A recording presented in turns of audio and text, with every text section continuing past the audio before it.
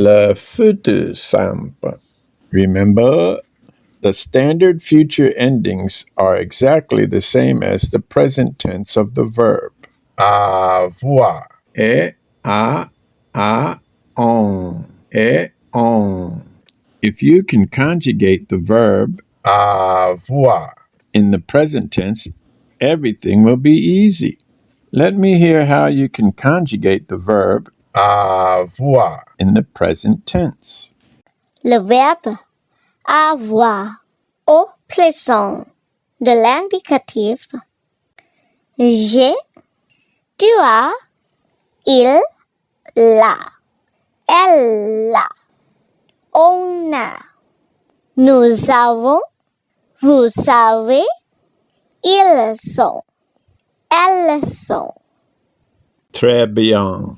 So we only need the conjugated forms of the verb avoir to be used as future endings. In the subjects, nous and vous, we don't want a V because this makes the future endings for the subjects, nous and vous, too long.